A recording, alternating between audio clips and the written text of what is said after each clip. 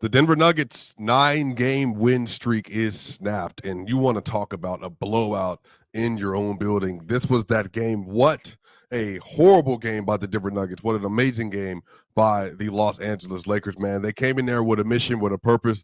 They set the tone real early. They set the tone with the tenacity and the aggressiveness of a team that didn't have the bodies in terms of the size that the Nuggets had, but they made sure they wanted to contest every single thing in the paint. There's a lot of stuff to tap into in this game. As the Denver Nuggets, they lose their first game in the last 10, and tonight, the team, they just didn't look like they belong on the floor. Y'all know what time it is. Let's get straight into it.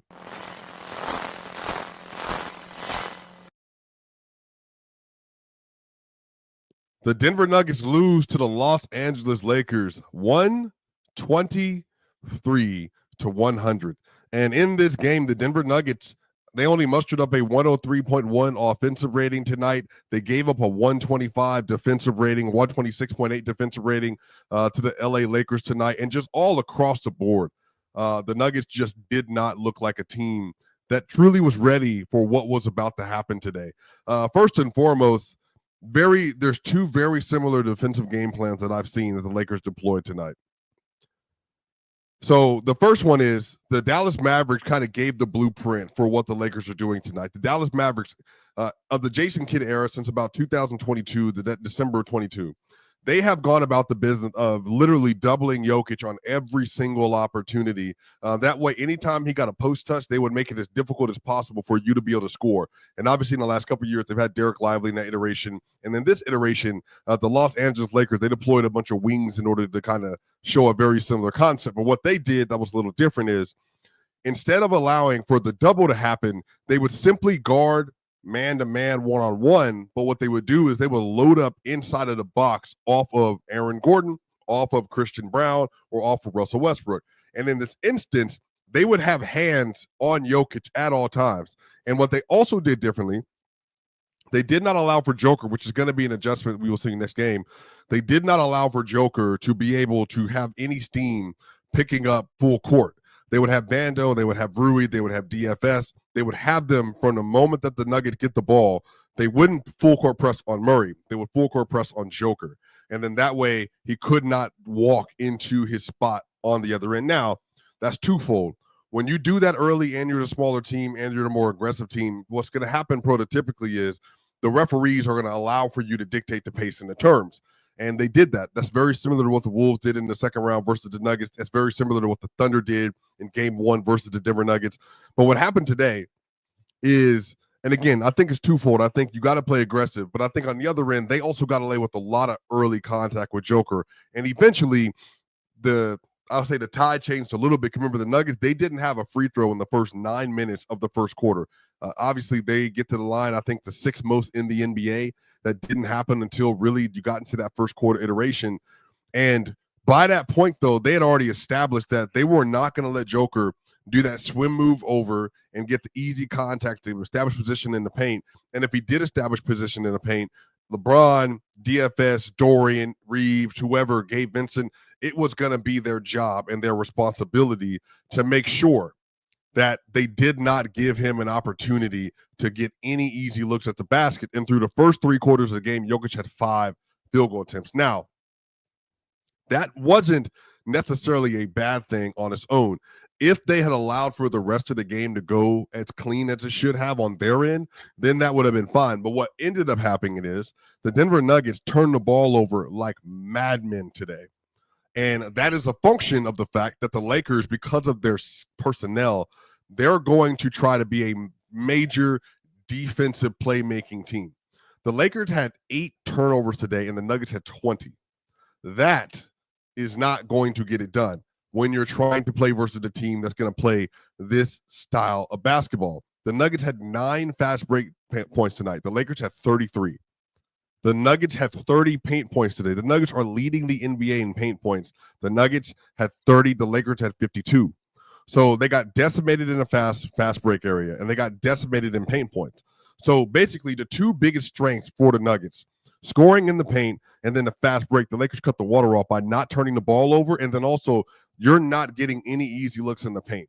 Now, some of this, I'm putting on Joker because I think Joker in the first 3 quarters of that game was trying to allow for everybody to establish where they needed to be, which again, in most contexts would make sense.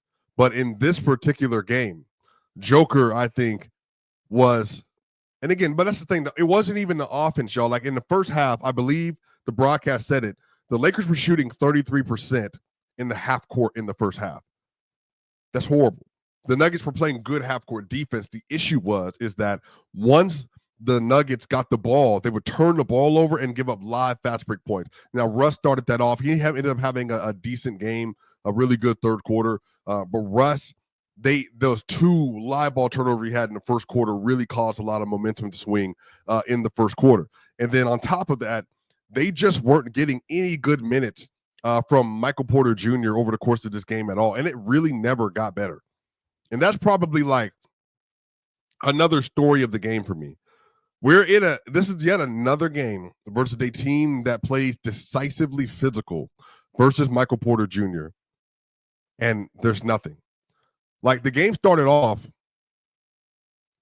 Jamal Murray gets a 3 off a DHO. They get a 3 from Aaron Gordon in the corner. They get another 3. Murray gets a steal. The Nuggets, they look good. The Lakers went to their 5 out. Wasn't too big of an issue. Russ got a layup up first.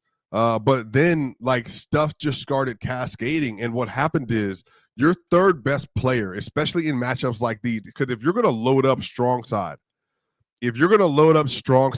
versus Jokic and versus Jamal Murray, then you're going to have somebody off the other side that's a threat to catch and shoot and a threat to catch, shoot, and or dribble. Porter didn't feel comfortable over the course of this game doing any of that. And when the game was kind of in motion, the Nuggets got it down to a 1-point lead at one point, and Porter misses a wide open pull-up 3-pointer. And if you're going to get 13 points from Porter today on 5 of 14, that's just not good enough. Now, Murray had 19 points. He had 6 assists, but he was actually playing really well. The game script got away. Like the Lakers did a fabulous job, because what they also did, I know people were asking and saying, well, why are the Nuggets continuing to try to get Jokic the ball in the post, run pick and roll? But the way the Lakers were playing, they're running 5 out as it is. And so what they then did is they said, all right, cool, well, we're going to go 5 out. But then on the other end of this, we're just going to switch, and there's no more pick and roll. Now you got ISOs, and either the only other offense the Nuggets would have it, they would dump the ball in the Joker, and then by that point, Joker would then have to make a decision. So I'm going to try to move, get to the rim, and then I'm going to try to find somebody. He found Aaron Gordon on cuts. He found Jamal Murray in wide open 3-point opportunities. He found Russell Westbrook on cuts. But they discombobulated the Denver Nuggets offense by playing the 5-out system and by loading up in the paint. And this is where it's on Malone. My direct criticism for this game is primarily going to be on Michael Malone. Michael Malone did not make really any true adjustments today to try to counteract the way that the Lakers were playing them. Again, they've seen similar schemes versus the Heat and versus Dallas. But today, they didn't make any actual adjustment to try to get Jokic into a set quicker or off the ball. And that way, if you're getting more movement from him, especially movement towards the rim, then you can create more opportunity. Now, again, some of this is they were crowding the paint. And so because they were switching, Joker wasn't getting his pop-out threes. Again, J.J. Redick deserves a lot of credit for this. Jokic went to the line 10 times, but based on how the game script was going, Jokic easily could have went to the line 15 to 20 times today in terms of free throw attempts because of how he was being defended and how physical they were. But again, you play physical early, you get away with physical through over the course of the game. Like Joker today had 7 shot attempts. He really only had 5. And there was just nothing that they were allowing him to get easy. And then Russell Westbrook today ended up leading them in points. Leading them in shot attempts today was 17. And he was 3 of 10 in the first half. Wasn't it just too much? Jamal Murray, 5 turnovers, Russ 4 turnovers, Jokic 6 turnovers, especially 2 that he had late in the fourth quarter when the game was already over. Just all the way around, everything was off. Now, Aaron Gordon today had 24 points, 5 rebounds, and 4 assists. But here's the issue is the Nuggets do not, right now, when they play at the level, last year what made them so good and the year before what made them so good, when they play at the level, their weak side defense is elite. Tonight, their weak side defense was horrible. Whether it was Zeke Naji, whether it was Michael Porter, whether it was Russ, whether it was Gordon, whether it was just whoever, Christian Brown, their attention would be so locked in on ball that when they would actually have to, okay, Luka's doubled, ball's going inside or ball's coming out hot straight to the rim, the rotations were horrible. And it started off with Jackson Hayes back-to-back really easy lays, but then it ended into like backdoor cuts. It ended into passes that basically you throw into a dive man, and now you got a wide open 2 or a wide open 3. The Lakers, for the first time this year, had 4 20-point scores. 4 of them. Like, it's just bad basketball across the board. Luka had 32 on 10 and 22, 4 of 9 from 3. Best game for Luka as a Laker. He was a plus 20 tonight. Austin Reeves had 23 points on 7 of 13 and 4-7. No defense played. LeBron James, 25 points, 11 and 19. Good game from LeBron. Rui Hachimura. That was also a part of really the thing, too, because if you're not going to defend the stars, you got to at least defend the role players. And Rui, 7 and 12 and 4 and 9 from 3, plus 14. You put all that stuff together, you're not winning these games. And on top of that, they're throwing a more physical and complete defensive game plan at you, Malone, than you're throwing at them. And everybody else is kind of eating on the perimeter. And again, this was largely in transition, because once they got in transition, the Nuggets defense getting back was horrendous. So this was a demolition. Like, across the board, it was a demolition from a basketball standpoint, from an X's and O's and from an execution and from a will and 1-2 standpoint. The Nuggets got outplayed. The Lakers had a very specific game plan. The Nuggets were not ready for it. It seemed like they didn't have any conversations about it. They didn't know what to expect. They literally walked into this game blind, and they played like it.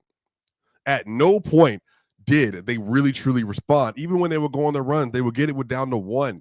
They had an 8-0 run to start off the second half, and then they gave up a 10-0 run right after that very quickly. Like, if you're going to allow the stars to play, then let them eat, but then you can't let everybody go. And today, the Lakers said, we're not allowing any Jokic, any Murray, and especially you, Joker. You're just not going to be able to get off today. Like, 7 attempts is just not good enough. And again, 7 attempts is not always just on the player. It's also on how you're playing the scheme. This is just what it is. Like, you have to be able to make those adjustments, and they didn't, and the Lakers did from the start of the game through the rest of the game. And Julian Strawther today, again, he's going to get better. Like my colleagues have properly acknowledged, he will get better. But Julian Strawther, he had five fouls in 3 minutes today, 4 fouls in 2 minutes. And he got obliterated when he was out there, and that was a part of the switch in the game. Like, he has to get better, just baby stuff. Like, when he's making a switch, get there. If you're going to have to play up at a level, you have to square your shoulders. You have to move your body. You got to move your feet. And then on top of that, he went Hunter Tyson, and the team, it just didn't require Hunter to be in this game. Like, Jalen Pickett would have made way more sense in that initial stint. But again, y'all, this is what I don't want to do either, because the other side of this is when you start going to like little moves like that, then you can kind of lose picture of what really lost the game. What really lost the game if they got outcoached with the Jokic minutes. Now, he was only a minus 11 today. Like, and that happened, a lot of that happened inside of that fourth quarter when the game got away. But in general, you got the best offensive player in the league, the best player in the league, one of the best players ever. Now, this is going to happen. This happened to Jordan. This happened to LeBron. This happened to Kobe. This happened to all of them. You're going to have games like this. So that's not even the story. But the real story is, what will you do next time around versus this Lakers team that has a very peculiar way of guarding? Now, I do think the Nuggets will be ready for that. And I think they probably more than likely will win that game because of the adjustment they'll make. That's just what playing chess is. But in this iteration of this Lakers team right now, they're functionally going to guard you differently. And then on the other end, you're going to have to respond defensively in a different way. Now, that 3-2 zone has been the Nuggets' bread and butter this year because they don't have the defensive personnel they've had previously to be able to deal with one-on-one basketball. So that's just what it's going to be. Like, you have to make those adjustments. You have to be willing to lock in defensively. And if you don't, you're going to have moments where you're just going to get ran on. And so all around the day, man, JJ Redick deserves credit. Luka had his best game. And this is why the Luka trade obviously is so frustrating for everybody else in the league. It's like you get a top 3 player who played like it today. Shot making was great for him today. And again, today they put a defense around him that allowed for him to be able to exploit. But again, the Lakers have real defensive liabilities. You have to get to them with how they're playing. That's going to take time. Reeves and Luka are liabilities. So what do you do? How do you make the adjustment to be able to attack them when you need to do that? Because you can easily, if they're going to switch everything, then load up Luka Reeves one side. Like, you're able to do stuff like that. But again, they didn't do enough of the smart things that you had to do today. And then defensively, like I said, it was really the transition issues that were the biggest issue. That's really what it was. It was the transition that was the biggest issue for the Denver Nuggets tonight. But all the way around, man, shout out to the Lakers. That was a great game. I did not expect the Nuggets to come out and respond like that. But again, this is what, this is also a part of this. Like, the Lakers clearly wanted to win this game. They came in with the attitude and the effort to do so.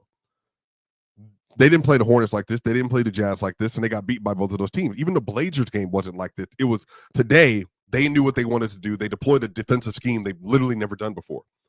So if that's the case, then you have to respond. If the team's playing with A-level effort with an A-level scheme, then you have to be able to bring the requisite energy. So that's why, for me, this is not going to, I think, reflect how a series and how the future matches will go. But for today, the Lakers won the day. And that's, I think, what's most important for them. You got a momentum win. You found a new way to win a game versus the Nuggets. You found a way to defend Joker. And honestly, in a super sellout. Like, this is the definition of a super sellout on Joker. Like, the Nuggets, I don't even think you can compare many things. Like I said, the Mavericks and the Heat are the closest, but you're not going to be able to find many kinds of defensive schemes like you did today. Even the Wolves didn't do this. It was completely out of the orthodox, and the Nuggets, they just did not respond to it well. But that's what I mean. That's on JJ Redick. That is a complete a credit to JJ and the rest of that staff for doing that. But y'all, that's gonna do it for this episode. Y'all, I got Locked On NBA coming up here pretty soon. We've got a couple more games to get into tonight. But shout out to y'all, man. Stay safe. Saturday. Enjoy your day. See you on the other side.